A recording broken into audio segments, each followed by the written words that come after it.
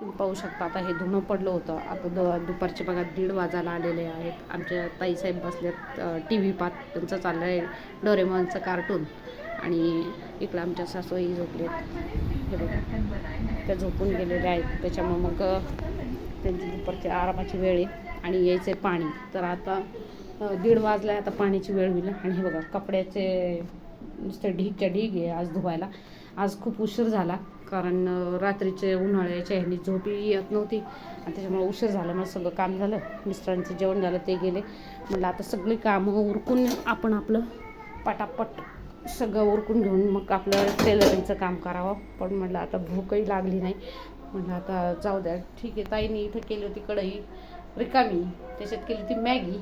आणि म्हटलं आता भांडी तर एवढी झाली पण थोडी राहिलीत. म्हटलं आता पाणी आल्यावर घ्यावं घासून आणि मग भूक लागली तर जेवायचं, नाही तर मग गार पाण्यानेच आपलं पोट भरतं आहे.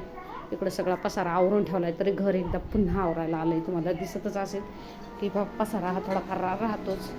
रूम लहान असलं की हा सगळा प्रॉब्लेम राहतो.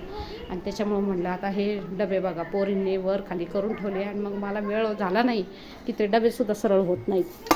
तर त्याच्यामुळं खूप एकटीला काम बोजा पडला की नको नको होतं आहे.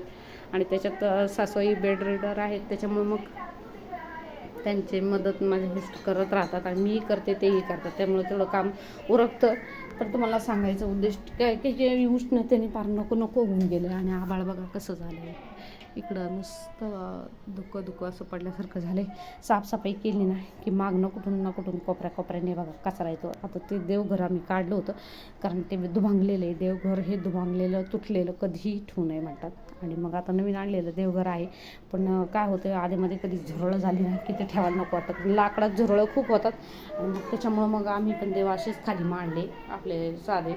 हे बघा पाटाला सुद्धा झुरळं व्हायला लागली ती. आणि मध्ये लिक्विडचा मी व्हिडिओ पण टाकला तर त्यांनी जातात आणि परत पुन्हा तेवढेच येत राहतात. आणि त्याच्यामुळे मग ते तेवढं पडतं. ज्यांच्या घरात कमी त्यांच्यासाठी ते लिक्विड फार उपयुक्त आहे. आता हे काराचं द्यायचं होतं टाकून कारण थोडंसं म्हणजे मंदिरात तसं ते ठेवून यावं लागतं. साहेबांच्या काही लक्षात राहिलं नाही आमच्या आणि त्याच्यामध्ये राहिलं. आता हे कांदे घेतले गरमीचे, ते बघा या कांद्यांमध्ये टरपलं किती कांदे किती.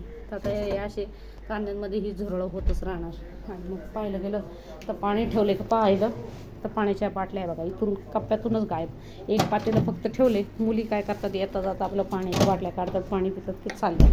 त्याच्यामुळं सगळी कामं आपल्यालाच पडतात आणि काम कितीही केलं तरी ते संपत नाही. आणि मग त्याच्यामुळे मी म्हटलं आता चला आता आपण आपले कपडे धुवून घ्यावेत पटापट आणि पाण्याच्या टाक्या भरल्या की आपलं शिवणाकडं वळावं. मग आता इथलं आवरून सगळं शिवणाचं व्यवस्थित काम केलं की झालं. कडक उन्हामुळं काय झाले आता खूप छान वाटतंय पण गरमीने नको नको झालं आहे. तर हे पहा इकडं बघा हे पुढच्या दाराचं सगळं अशी झाडं लावलेली आहेत तर त्याला डाळिंब खूप आलेली आहेत. आणि डाळिंबाचा पण व्हिडिओ मी पुढच्या व्हिडिओमध्ये तुम्हाला दाखवीनच करून की डाळिंब किती आली आहेत काय ते आणि कुठली कुठली झाडं आमच्याकडे अवेलेबल आहे ते पण दाखवेन. तर आजचा व्हिडिओ इथंच थांबूया, आजचा ब्लॉग इथं थांबूया आणि व्हिडिओ नेक्स्ट ब्लॉगमध्ये. तोपर्यंत सर्वांना बाय बाय.